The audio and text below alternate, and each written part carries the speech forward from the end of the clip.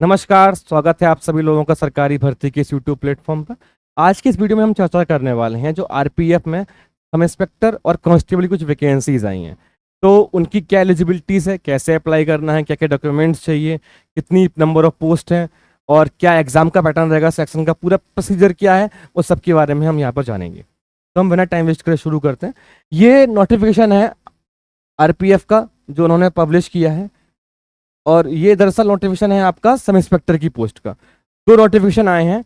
एक नोटिफिकेशन आया है आपका सब इंस्पेक्टर की पोस्ट के लिए, यानी कि एसआई के लिए, और एक है कांस्टेबल के लिए। अंतर क्या है दोनों में? बेसिक अंतर जो है, एक अंतर तो है कि नंबर ऑफ पोस्ट का ये 452 है और ये जो पोस्ट है ये 4208 है। टोटल नंबर ऑफ पोस्ट का अंतर है। फिर अंतर है एजुकेशनल क्वालिफिकेशन का अंतर है, यानी कि एजुकेशन क्वालिफिकेशन की बात मैं करूं अगर, तो यहां पर आपसे 10th मांगा है और यहां पर आपसे ग्रेजुएशन मांगा है। तो ये तो अप्लाई करने के लेवल पर नंबर ऑफ पोस्ट का और एजुकेशन क्वालिफिकेशन का अंतर है। पहला अंतर तो ये है। और उसके बाद अंतर जो है वो एज का अंतर है। एज का अंतर है वो क्या है वो हम जान लेते हैं। सबसे पहले जानते हैं कि पोस्ट तो हम समझ ही गए हैं कितनी पोस्ट है। अब अप्लाई कब से करना है? तो 15/4/2024 से जो है वो आपका डेट है अप्लाई करने का। क्लोजिंग डेट जो है 14/5/2024, यानी कि 15 अप्रैल से लेकर 14 मई तक आप अप्लाई कर सकते हैं। और फिर बाई चांस खुदा ना खास्ता हमसे गलती हो जाती है फॉर्म को फिल करने में कोई अगर, तो हम 15/5 यानी कि 15 मई से 24 मई तक क्या कर सकते हैं, कुछ चेंज करना चाहें तो वो कर सकते हैं। ठीक है।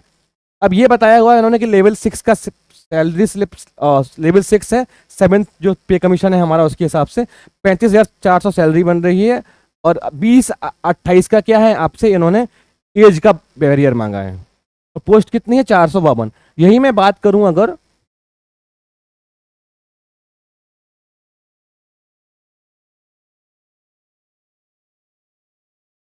तो ये कांस्टेबल का आपका जो नोटिफिकेशन है, हम्म, इसमें जो है आप देखो अगर, तो 4208 टोटल पोस्ट है और एज कितनी है? 18 से 28। उसमें कितनी थी? 18 से 25। और लेवल 3 और 21,700 रुपये सैलरी है। तो सैलरी का अंतर है और एज ये। अब पैसे तो एज जो है वो 18 से 25 होती है और उसमें 20 से 25 होती है। 3 साल का रिलैक्सेशन इन्होंने दिया है कोविड-19 पेंडेमिक की वजह से। 3 साल का क्या दिया है आपको? एक्सटेंशन दिया हुआ है हर एक कैटेगरी को। बाकी मैं बात करूं अगर, तो सेम सेम है, कोई अंतर नहीं है। आपको आरआरबी की वेबसाइट पर जाना है, आपको कास्ट सर्टिफिकेट चाहिए, फिर एज, मिनिमम एज और मैक्सिमम एज तो मैंने आपको बताई है, उसका अंतर है तो वो आपको फिल करना है। और फीस आपको अप्लाई मतलब पेमेंट करना होगा। सर्टिफिकेट चाहिए आपसे।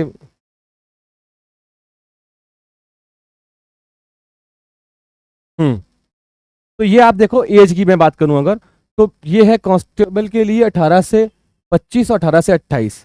अब अगर आप SC ST कैंडिडेट हैं तो आपको 5 साल का मैक्सिमम आपको बैरियर मिलने वाला है। और ओबीसी नॉन क्रीमी लेयर से हैं तो आपको 3 साल का। एक्स सर्विसमैन है UR EWS से 3 साल, ओबीसी से नॉन क्रीमी लेयर तो 6 साल और SC ST से हैं तो 8 साल। ठीक है। अब अगर मैं बात करूँ, यहाँ पर उन्होंने डेट बताई हुई है कि किस डेट ऑफ बर्थ से किस डेट ऑफ बर्थ में आपका जन्म हुआ होना चाहिए। अगर आप UR या EWS से हैं तो आप 2/7/1996 के बाद ना पैदा हुए हों।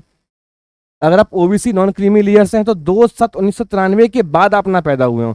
यानी कि अगर आप 1 जुलाई 1993 को पैदा हुए हैं तो आप एलिजिबल नहीं है अप्लाई करने के लिए। सेम अगर आप SC ST कैंडिडेट हैं तो 2 जुलाई 1991 के बाद आप पैदा हुए हों, या 2 जुलाई को भी पैदा हुए होंगे तब भी कोई दिक्कत नहीं, बट 1 जुलाई को ना हुए हों।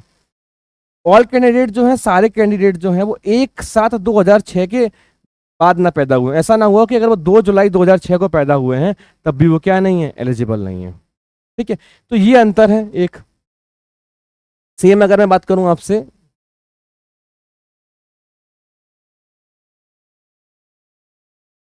452 पोस्ट में एक अंतर जो मैंने बताया वो यही है, एज को। क्योंकि यहां पर जो एज है वो 20 साल है, तो ये बदल गया है केवल आपका क्या, 1/7/2004 हो गया है। वहां पर क्या था? 1/7/2006 था। बाकी तो ये लगभग आप देखो तो सेम ही है ना। 1993, 1991, 2 जुलाई 1996, 28 साल।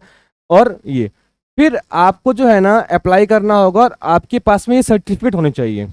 अगर आप ओबीसी से हैं तो कास्ट सर्टिफिकेट और नॉन क्रीमी लेयर का सर्टिफिकेट। आप SC ST से हैं तो आपके पास में कास्ट सर्टिफिकेट होना चाहिए। ये बेसिकली 2-3 चीजें इन्होंने मांगी हैं आपसे। और EWS से हैं अगर आप, तो फिर आपको चाहिए आपका जो ईडब्ल्यूएस का सर्टिफिकेट बनता है सेंट्रल वाला वो। ये फीस इन्होंने बताई हुई है, फीस क्या है, फीस भी सेम है, दोनों फॉर्म को अप्लाई करने का फीस क्या है, सेम है, कोई अंतर नहीं है। 500 रुपये लगेगा आपसे, और 250 रुपये लगेगा आपसे SC ST ex serviceman female minorities, या फिर आप इकोनॉमिकल बैकवर्ड क्लास से। इकोनॉमिकल बैकवर्ड क्लास और इकोनॉमिकल वीकर सेक्शन अलग अलग बातें हैं। इकोनॉमिकल बैकवर्ड क्लास क्या है, अगर आपकी सालाना इनकम जो है वो 50,000 रुपए से कम है, ऐसा उन्होंने नीचे बताया हुआ है।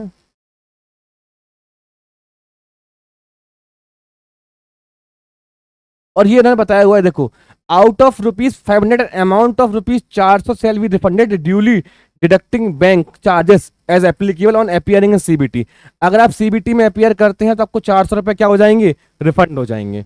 और अगर आप इस category SC ST ex serviceman से हैं, तो अगर आप 250 रुपए का फॉर्म करेंगे तो 250 रुपए आपके क्या हो जाएंगे, अगर आप CBT में अपीयर करते हैं तो रिफंड हो जाएंगे, अगर आप पेपर देने नहीं जाएंगे तो आपका पैसा रिफंड नहीं होगा।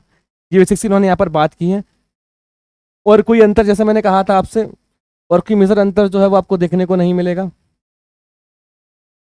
सेम है। मैंने कहा था केवल क्या अंतर है, एज का अंतर है, एजुकेशन क्वालिफिकेशन का अंतर है, नंबर ऑफ पोस्ट का अंतर है, और सैलरी का अंतर तो होगा ही क्योंकि पोस्ट अलग है, और फिर जो आपकी रनिंग होगी उसमें अंतर है।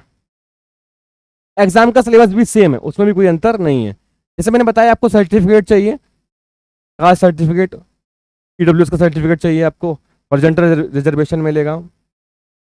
हाँ, अब अगर मैं बात करूं कि आपका एग्जाम कैसे होगा, तो एक तो होगा आपका CBT यानी कंप्यूटर बेस्ड टेस्ट, उसके बाद होगा आपका पर्सनल फिजिकल टेस्ट, यानी आपसे रनिंग और आपसे लॉन्ग जंप हाई जंप कराई जाएगी। फिर आपका मेजरमेंट किया जाता है, पर्सनल फिजिकल मेजरमेंट टेस्ट, ये तो दोनों साथ में हो जाते हैं, एक साथ ही होते हैं, पहले तो यही मेजरमेंट टेस्ट ही कर लेते हैं, वरना आपको क्यों ही हम दौड़ाएंगे, है ना। फिर आपका डॉक्यूमेंट वेरिफिकेशन होगा।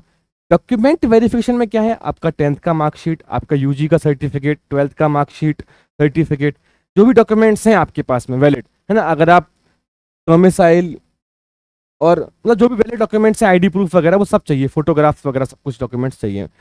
चर्चा यहाँ पर उन्होंने की हुई है। और आप अपने अपने ही नंबर से क्या करें, SMS रजिस्टर्ड करें, ताकि आपको कोई कम्युनिकेशन तो है वो आपको बाया मेल आपको प्रोवाइड किया जा सके। एग्जाम कैसे होगा, टोटल 90 मिनट का टाइम है, एकदम सेम है, कोई अंतर नहीं है। 90 मिनट का टाइम है, 120 क्वेश्चन आएंगे, ठीक है। और हर एक क्वेश्चन 1 नंबर का होगा, और नेगेटिव मार्किंग है किसकी, 1/3 की, है ना।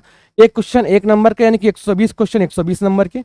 35 नंबर का मैथ है, 35 नंबर की GS है, 50 नंबर का क्या है आपका, सॉरी, 35 नंबर का मैथ, 35 नंबर की रीजनिंग, और 50 नंबर का आपका GS है। ये 35 का अर्थमेटिक है, बेसिक सिलेबस है, 35 का रीजनिंग है, और 50 नंबर का क्या है, GS है। कितना हो गया, टोटल 120 क्वेश्चन हो गया।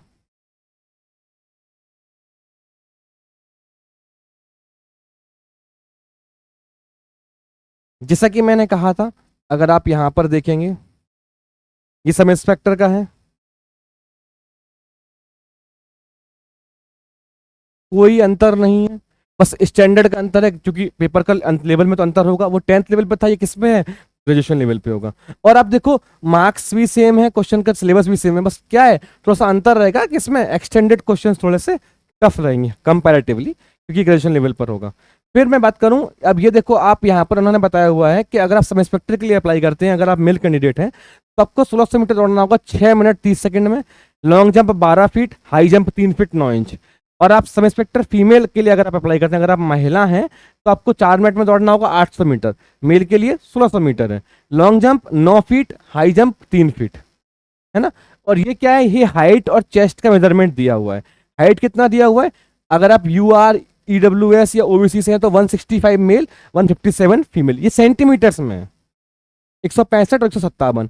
चेस्ट बिना फुलाए हुए 80, और फुला करके 85, यानी कि जब आप सांस भर लेते हैं ऐसे करके सेम। SC ST के लिए 160, 152, 76.2, 8.1।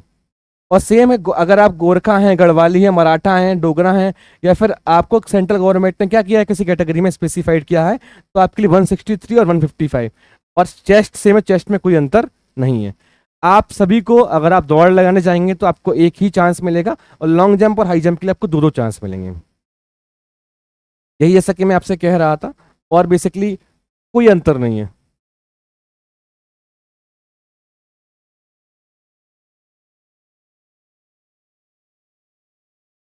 ये कांस्टेबल के लिए अप्लाई करते हैं तो क्या है, 1600 मीटर 5 मिनट 45 सेकंड में लगाना होगा आपको। लॉन्ग जंप 14 फीट हो जाएगी और हाई जंप बढ़ जाएगी 4 फीट हो जाएगी। अगर आप कांस्टेबल फीमेल हैं तो 3 मिनट 40 सेकंड 9 फीट और 3 फीट। हाइट मेजरमेंट में कोई अंतर नहीं है, बस क्या अंतर है मैंने कहा था कि जब आप दौड़ेंगे उसमें अंतर है और लॉन्ग जंप हाई जंप में अंतर है, बाकी सारे कोई अंतर नहीं, बाकी सब कुछ सेम है। फिर उन्होंने बेसिक डॉक्यूमेंट्स मांगे हैं, दोनों में सेम ही मांगा है इन्होंने। 10th का सर्टिफिकेट, 10th के matriculation certificate, SC ST OBC non criminal certificate, discharge certificate of ex serviceman, अगर आप एक्स सर्विसमैन हैं तो 2 copies of self attested photograph, NOC कहीं से अगर आप कहीं जॉब कर रहे हैं तो। बाकी जब इन्होंने ये मांगा है कि आप फॉर्म को अप्लाई करें आप, तो आपको 12 फोटोग्राफ अपनी क्लिक करवानी है और उनको संभाल कर अपने पास रखना है। Candidate must have at least 12 copies of same photograph for future use during the recruitment process, है ना। सेम दोनों में यही लिखा हुआ है कि रिक्रूटमेंट प्रोसेस में आपको कितनी 12 फोटोग्राफ चाहिए, 12 फोटोग्राफ आपके पास होनी चाहिए। और SC ST का certificate only for candidate requesting free pass for train travel in PDF format. अगर आपके पास में SC ST का सर्टिफिकेट है तो आपको क्या मिलेगा, फ्री पास मिलेगा ट्रेन में ट्रेवल करने का, तो ये भी आपको लगाना होगा। तो ये सारे डॉक्यूमेंट्स की जो लिस्ट है जो मैं थ्रोली आपको बता दिया है, एलिजिबिलिटीज आपको बता दी है, कैसे अप्लाई करना है ये भी बता दिया है। एप्लीकेशन का लिंक है वो आपको डिस्क्रिप्शन में मिल जाएगा और आप जाएं फॉर्म में अप्लाई करें। कोई डाउट्स आता है तो आप हमें कमेंट करके बताएं, आपकी पूरी सहायता करने का प्रयास करेंगे। जय हिंद, जय भारत, धन्यवाद।